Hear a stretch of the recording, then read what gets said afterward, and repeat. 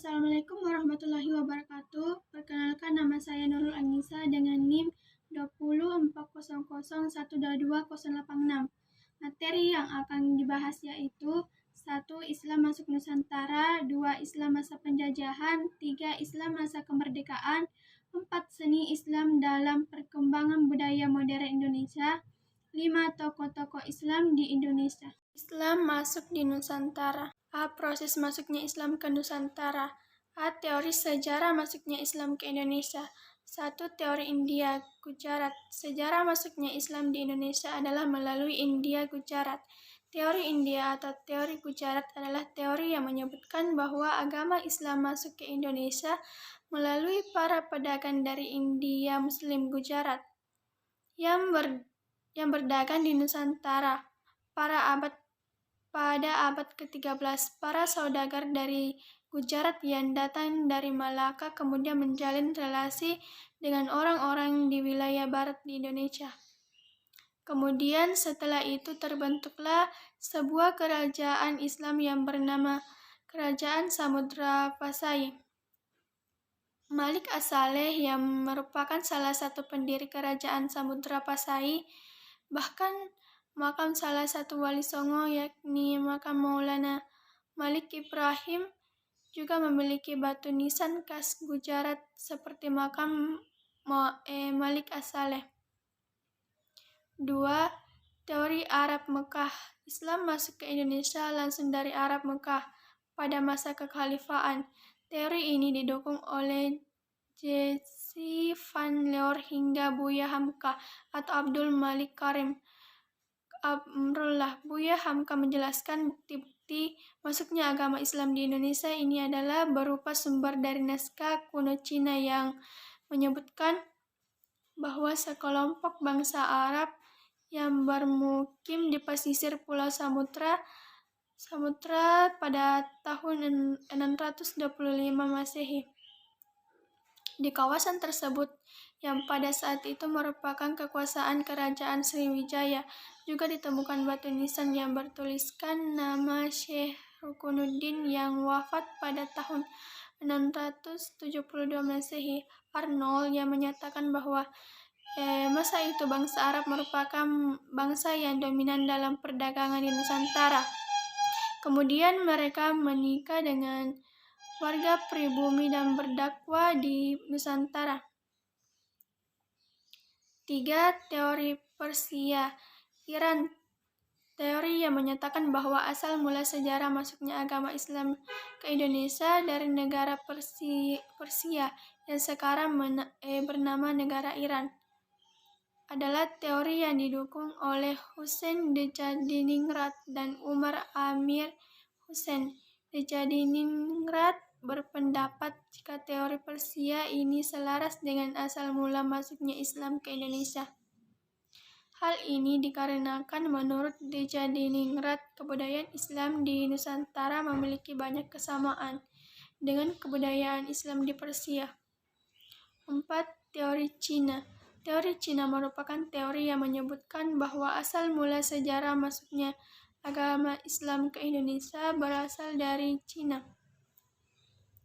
Agama Islam sendiri berkembang di Cina pada masa dinasti Tang 618 sampai 95 Masehi. Islam masuk ke Cina sendiri di bawah panglima muslim yang bernama Sa'ad bin Waqqas yang berasal dari Madinah pada masa kekhalifahan Utsman bin Affan. Bahkan salah satu kota di Cina pada masa itu yakni kota Kanton pernah menjadi pusat dakwah muslim di Cina.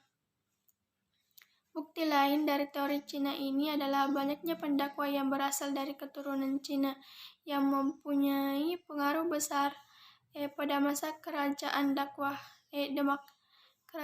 Kerajaan Demak merupakan kerajaan Islam pertama di Pulau Jawa. Kesultanan Demak didirikan oleh Raden Fatah yang merupakan putra dari Majapahit atau pada abad ke-7. Pulau-pulau Indonesia dengan mayoritas penduduk Muslim. 1. Sumatera, 2. Jawa, 3. Kalimantan, 4. Sulawesi, 5. Lombok, 6. Sumbawa, Islam masa penjajahan. Islam pada masa awal penjajahan Belanda. Adapun tujuan mereka datang ke Indonesia adalah untuk mengembangkan usaha perdagangan, yaitu mencari rempah-rempah yang kemudian mereka akan dijual di negara mereka. Keberhasilan Belanda di bawah komando De Houtman membuat orang Belanda makin tertarik untuk mengembangkan dagangannya di Indonesia. Kedatangan Belanda yang bertepatan dengan melemahnya pertahanan Mataram dan kesultanan Indonesia yang diakibatkan banyaknya peperangan yang dilakukan oleh Kesultanan Indonesia dalam usahanya menutup lautan Indonesia dari perluasan wilayah imperialis Portugis, menjadikan Belanda lebih mudah menguasai perdagangan di Indonesia, sehingga pada tahun 1599 armada Belanda kembali datang ke Indonesia di bawah pimpinan Van der Hagen, dan pada tahun 1600 di bawah pimpinan Van Dijk. Melihat hasil yang diperoleh begitu besar, pada bulan Maret 1602, pemerintahan Belanda memberi hak khusus kepada para perseorangan gabungan dan mengesahkannya. Keberhasilan umat Islam menunda keinginan Belanda untuk mewujudkan sebuah pemerintahan yang utuh banyak disebabkan oleh adanya perlawanan kesultanan Islam di Indonesia. Salah satunya ialah yang terjadi pada masa Sultan Agung yang secara berturut-turut melakukan penyerangan Batavia. Sifat Sultan Agung Tritayasa yang sangat membenci Belanda adalah sebuah bentuk perlawanan Islam yang juga dapat menunda keinginan Belanda. B. Islam pada masa penjajahan Jepang. Jepang masuk ke Indonesia pada masa pendudukan Jepang di Indonesia dimulai pada tahun 1402 dan berakhir pada tahun 17 Agustus 1945. Seiring dengan proklamasi kemerdekaan Indonesia oleh Soekarno dan Muhammad Hatta atas nama bangsa Indonesia, Jepang masuk ke Indonesia menduduki Tarakan, Kalimantan Timur, kemudian memasuki daerah-daerah lain di Indonesia, dan dalam tempo yang sangat singkat telah menguasai seluruh wilayah Hindia Belanda. Pada Mei 1940, awal Perang II, Belanda diduduki Nazi Jerman. Belanda mengumumkan kedatangan siaga dan pada Juli mengalihkan ekspor untuk Jepang ke Amerika Serikat dan Inggris. Negosiasi dengan Jepang Juni 1941 yang bertujuan untuk mengamankan persediaan bahan bakar pesawat gagal, dan Jepang mulai menaklukkannya ke Asia Tenggara pada Desember tahun itu juga. Pada bulan yang sama, faksi dari Sumatera menerima bantuan Jepang untuk mengadakan revolusi terhadap pemerintahan Belanda. Islam masa kemerdekaan. Peradaban Islam sesudah kemerdekaan. Setelah kemerdekaan Indonesia, para pemimpin rakyat Indonesia sepakat menerapkan bentuk republik dalam pemerintahan Indonesia dan berdasarkan pada asas Pancasila dan Undang-Undang 1945. Dalam Pancasila ditemukan kesamaan dengan ajaran syariat Islam dalam Al-Quran sebagai sumber hukum utama umat Islam. Dalam struktur pemerintahan Republik Indonesia dibentuk Departemen Agama yang dulu bernama Kementerian Agama. Islam merupakan agama yang meletakkan prinsip-prinsip kebenaran dan keadilan bagi setiap pemeluknya. Kemerdekaan yang dicapai bangsa Indonesia bukan semata-mata perjuangan seluruh rakyat, tetapi juga merupakan limpahan rahmat Allah Subhanahu wa Ta'ala.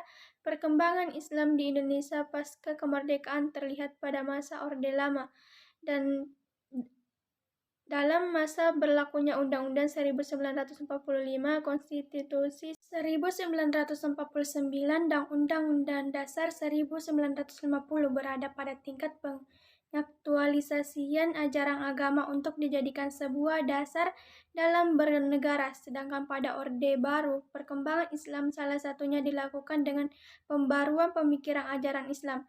Pada masa reformasi, perkembangan Islam diwarnai penerapan syariat Islam dengan berdampingan Pancasila. B. Politik Islam dalam Indonesia. Adapun latar belakang memerlukan sebuah metodologi untuk memahami perilaku politik umat Islam.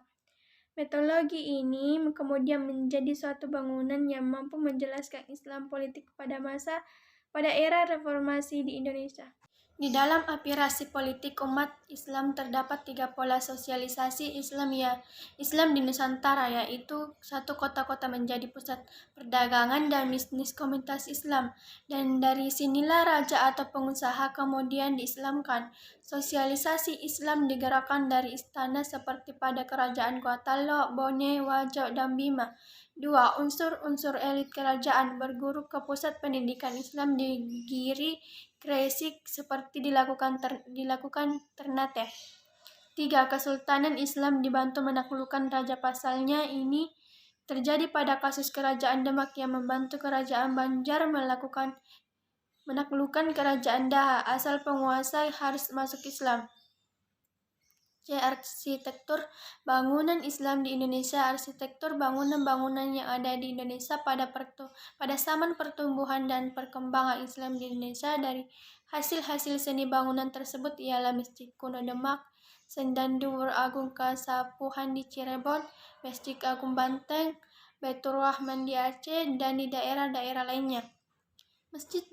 Masjid-masjid tersebut menaklukkan sebuah keistimewaan dalam denahnya maupun penggunaannya yang berbentuk segi empat atau bunjur sangkar dengan bagian kaki yang tinggi serta pecah dikelilingi parit atau kolam air bagian depan atau sampingnya yang berserambi. Atapnya bertumpang 2, 3, 5 atau lebih, dikelilingi parit atau kolam air di bagian depan atau sampingnya yang berserambi. Seni Islam dalam perkembangan budaya modern di Indonesia. Sejarah perkembangan Islam di Indonesia. Kebudayaan Islam tertua yang ditemukan di Indonesia berupa batu nisan. Batu nisan tertua ini ditemukan di makam perempuan Islam bernama Fatimah binti Maimun yang merupakan keturunan Iran Indonesia yang meninggal pada tahun 1802 Masehi 475 Hijriah.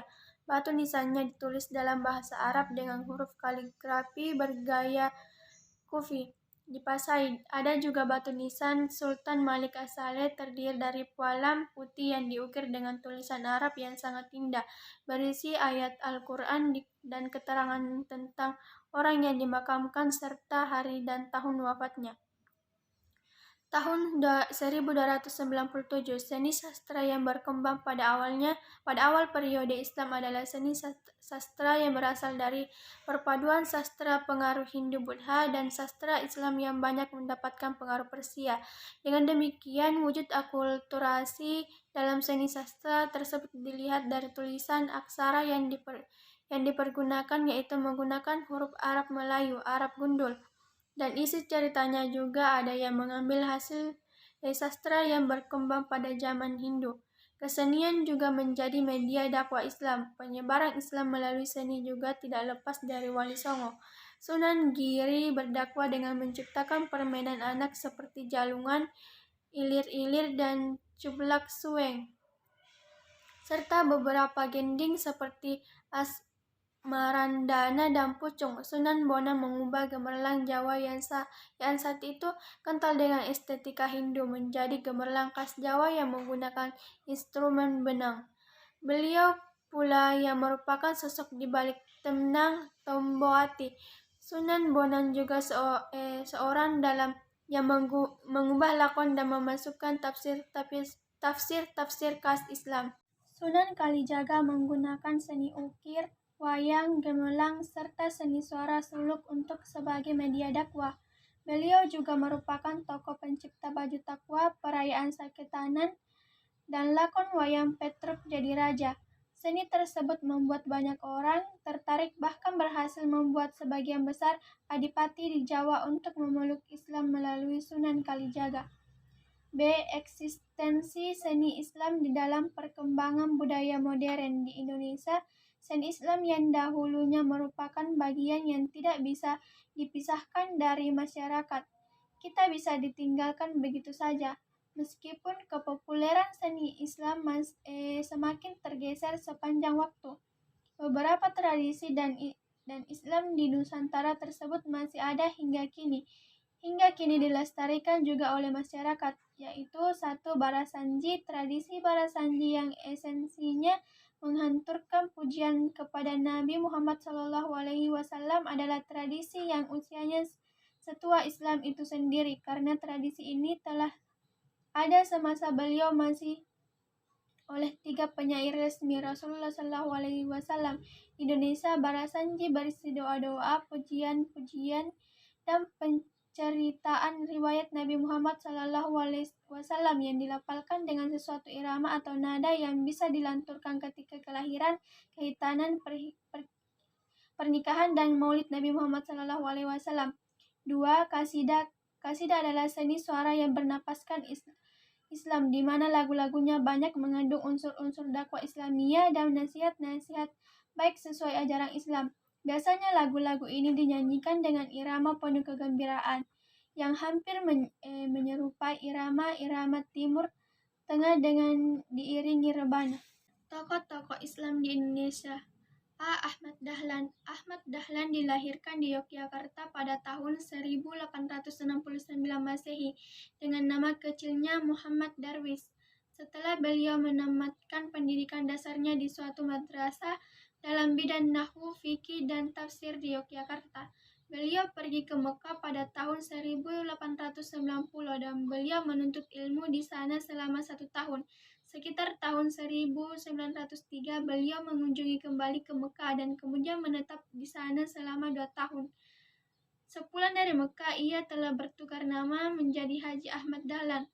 Cita-cita KH Ahmad Dahlan sebagai seorang ulama yang tegas ialah hendak memperbaiki masyarakat Indonesia berlandas cita-cita agama Islam.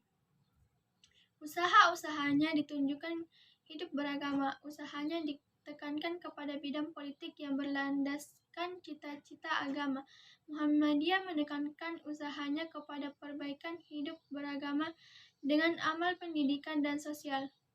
Ahmad Dahlan pulang ke rahmatullah pada tanggal 1923 Masehi, tanggal 23 Februari. Dalam usia 55 tahun dengan meninggalkan sebuah organisasi Islam yang cukup besar dan disegani karena ketegarannya. B. Hasyim Asy'ari. Hasyim Asy'ari dilahirkan pada tanggal 14 Februari tahun 1981 Masehi di Jombang, Jawa Timur. Mula-mula ia belajar agama Islam pada ayahnya sendiri, kemudian dia belajar di pondok pesantren sebagai ulama. Ia hidup dengan tidak mengharapkan sedekah dan berbelas kasihan, tetapi beliau mempunyai sandaran hidup sendiri, yaitu beberapa bidang sawah hasil perniagannya. Beliau seorang saleh, sungguh beribadat, taat, dan rendah hati. Ia tidak ingin pangkat dan jabatannya, baik di zaman Belanda maupun Jepang. Kerap kali beliau diberikan pangkat dan jabatan, tetapi beliau menolaknya. Dengan bijaksana, K. Hasyim Asy'ari wafat pada tanggal 25 Juli 1947 Masehi dengan meninggalkan sebuah peninggalan monumental berupa pondok pesantren Tubuiring yang tertua dan terbesar untuk kawasan Jawa Timur dan yang telah mengilhami para alumninya untuk mengembangkannya di daerah-daerah lain, walaupun dengan menggunakan nama yang lain bagi pesantren-pesantren yang mereka didirikan. C. Abdul Halim. Abdul Halim lahir di Cibereleng, Majalengka pada tahun 1887 Masehi. Dia adalah pelopor gerakan pembaharuan di daerah Majalengka, Jawa Barat, yang kemudian berkembang menjadi Perserikatan Ulama, dimulai pada tahun 1911 yang kemudian berubah menjadi Persatuan Umat Muslim Pui pada tanggal 5 April 1957 Masehi, 9 Rajab 1371. Kedua orang tuanya berasal dari keluarga yang taat beragama. Ayahnya adalah seorang penghulu di Jatiwangi, sedangkan keluarganya tetap mempunyai hubungan yang erat secara keluarga dengan orang-orang dari kalangan pemerintah. Ahmad Halim memperoleh ajaran agama Islam pada masa kanak-kanak dengan berbagai pesantren di daerah Majalengka sampai pada umur 22 tahun. Pada umumnya, Kak Ahmad Halim berusaha untuk menyebarkan pemikirannya dengan toleransi dan penuh pengertian. Tablignya lebih banyak merupakan anjuran untuk menegakkan etika di dalam masyarakat dan bukan merupakan kritik tentang pemikiran ataupun pendapat orang lain. Pada tanggal 7 Mei 1962, Kak Ahmad Halim pulang ke Rahmatullah di Majalengka, Jawa Barat dalam usia 75 tahun dan dalam keadaan tetap teguh berpegang pada mazhab Syafi'i. D. Hamka. Ia lahir di Sambas, Kalimantan Barat pada tanggal 25 Zulhijjah 1302 Hijriah, 16 Oktober 1885 Masehi. Pada usia 6-7 tahun, ia mulai belajar di lembaga pendidikan formal dan belajar agama secara informasi. Pada usianya itu pula ia diajarkan ayahnya membaca Al-Quran, diajarkan nahwu dan saraf. Syarat pengetahuan yang luas bagi seorang pendidik juga mutlak diperlukan. Seorang pendidik harus memiliki ilmu yang memadai untuk mendukung profesinya. Salah satu ilmu yang sangat penting menurut Basyuni Imran dalam konteks pendidikan Islam adalah bahasa Arab. Baginya, bahasa merupakan pengantar untuk seseorang mengetahui ilmu-ilmu keislaman, khususnya Al-Quran, Sunnah, dan sejarah kaum muslim. Hasan Langgulung. Ia lahir di Rapang, Ujung Pandang, Sulawesi Selatan pada tanggal 16 Oktober 1934 dan wafat pada 2 Agustus 2008 di Kuala Lumpur, Malaysia. Riwayat pendidikannya dimulai dari pendidikan formalnya di SD di Rapang, Ujung Pandang. Pendidikan menurut Hasan Langgulung sebenarnya dapat ditinjau dari dua segi. Pertama, dari sudut pandang masyarakat, pendidikan berarti warisan kebudayaan dari generasi tua ke generasi muda, agar hidup masyarakat tetap berlanjut. Kedua, dari sudut pandang individu, pendidikan berarti pengembangan potensi-potensi yang terpendam dan tersembunyi. Hasan Langgulung juga berpendapat bahwa mustahil kita memahami pendidikan Islam tanpa memahami Islam itu sendiri. Suatu kekuatan yang memberikan hidup bagi suatu peradaban raksasa yang salah satu buahnya adalah pendidikan. Pendidikan itu wujud bukan secara kebetulan di tengah-tengah rakyat yang kebetulan adalah orang-orang Islam, tetapi dihasilkan dalam bentuk seperti itu oleh orang-orang Islam.